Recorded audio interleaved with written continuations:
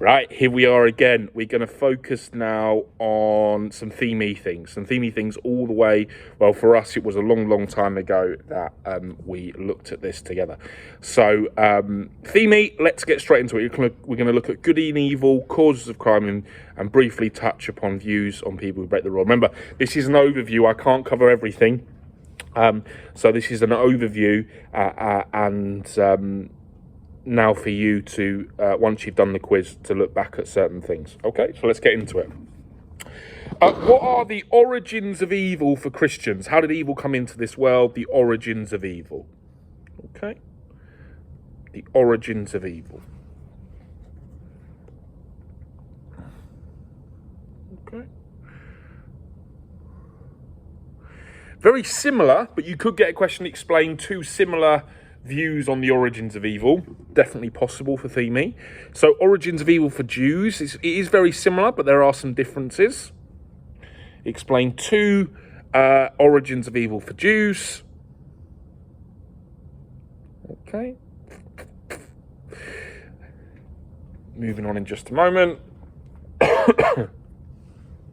Sincerely hope you're well. Keep going. Buddhist views on good and evil. Buddhist views on good and evil. You might think, sir, we've never looked at that. I can assure you we have. I know Buddhism's not something we touch upon too much, but we did look at it in relation to good and evil. Buddhist views on good and evil, please. Okay. Moving on in just a sec. I'll give you one clue for this question. Inseparable. Inseparable. Okay. Moving on. The three poisons for Buddhists are... What are the three poisons? The things that can lead people to doing evil, committing evil, living in an evil way. The three poisons. Okay.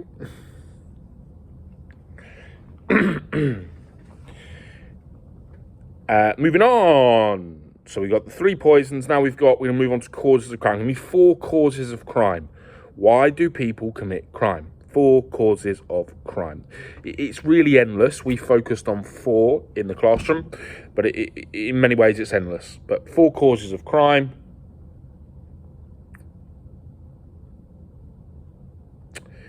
Okay. Pause it when you need to, folks. Okay, what is the Islamic attitude towards people that commit crime due to addiction?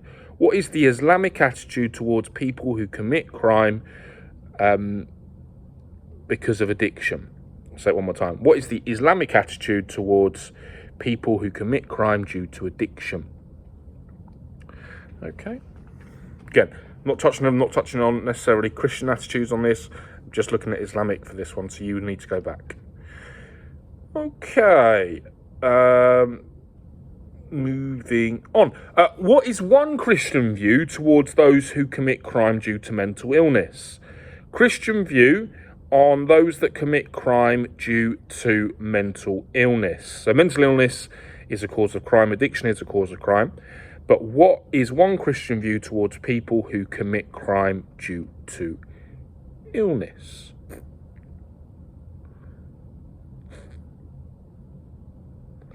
Okay. Be as thorough as you can. Moving on in just a moment.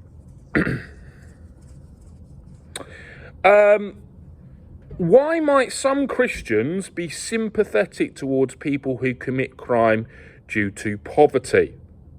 Why might some Christians be sympathetic towards those who commit crime due to poverty? Okay, got three more left after this. Excuse me.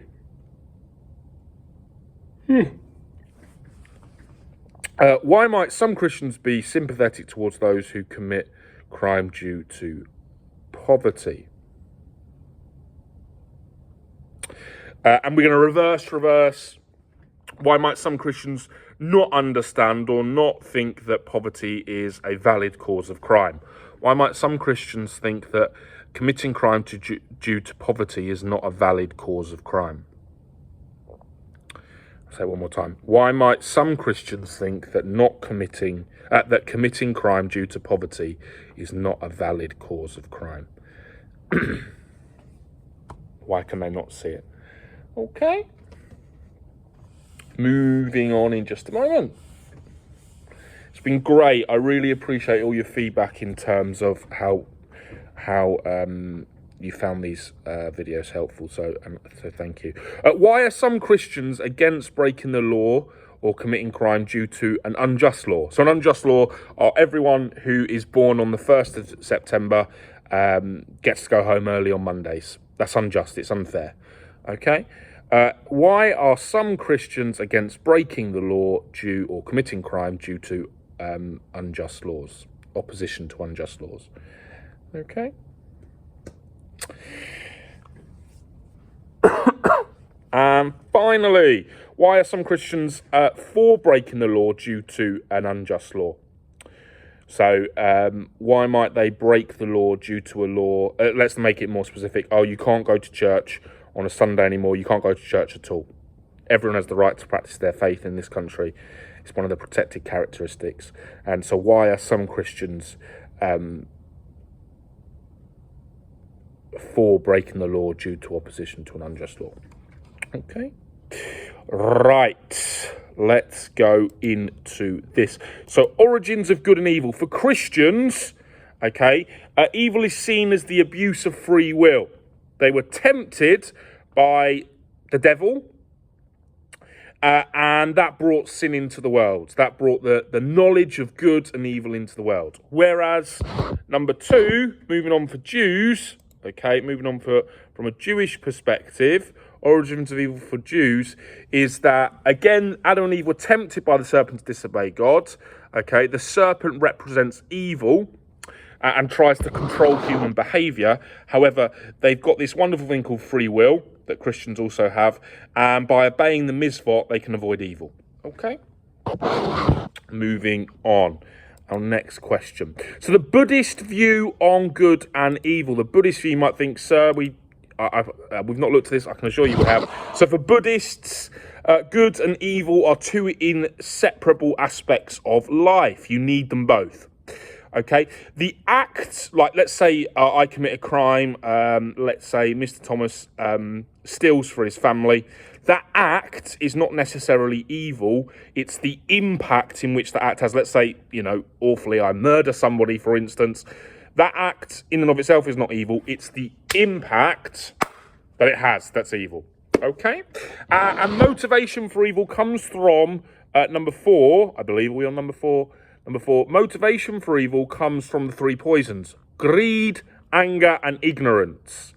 We're not aware, we want more, we're angry, and we're not aware, so we will commit evil, according to Buddhists. Okay.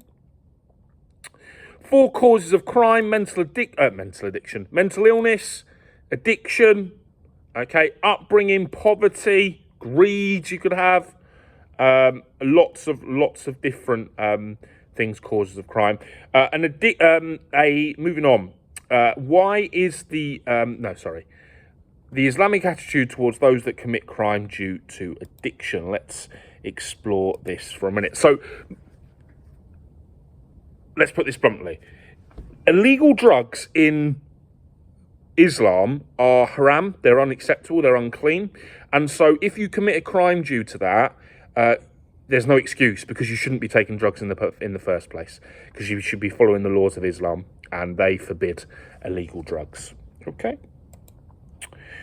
What is one Christian attitude towards poverty, towards people who commit crime due to mental illness? So many Christians are sympathetic towards those that commit crime due to mental illness. They might not be aware of what's right and wrong. Okay, they might not be aware as to what they're doing or how they're behaving due to the position and the condition they find themselves. So we'll be quite sympathetic towards them because they don't necessarily see the world as most other people. Poverty is for some Christians, or for many Christians, an understandable cause of crime. I'm stealing from my family. I've tried to get a job. I've tried everything possible, but I'm still in poverty. Or I work 40 hours a week, 60 hours a week, and I still can't afford to put food on the table. I'm going to steal so my family can live. Okay, understandable for some Christians. Loving your neighbour as you love yourself, providing for your family, so on and so forth. You might want to focus on upbringing, because I've not brought that in, okay, at all. But you might want to focus on that if you feel you need to. Nearly there. So for some Christians and Jews, really, for poverty is not an understandable cause of crime. 10 Commandments say, do not steal. You need to follow that law, regardless of where you find yourself. Don't steal. Do not steal. And so as a result of that, poverty is not an understandable excuse, because you shouldn't be stealing. You should try and find a way out of poverty. Okay?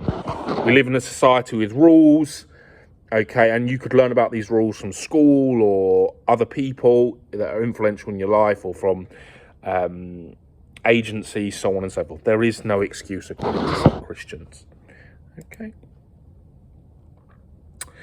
So why are some Christians against breaking the law due to opposition of an unjust law? Now, this is quite interesting. Some Christians believe that laws shouldn't be opposed, because St. Paul, a writer in the New Testament, taught that people should obey the government and the authorities of the government. Now, on the face of it, few Christians will think that, but because generally the laws of the land are there to protect us, help us, aid us, so on and so forth.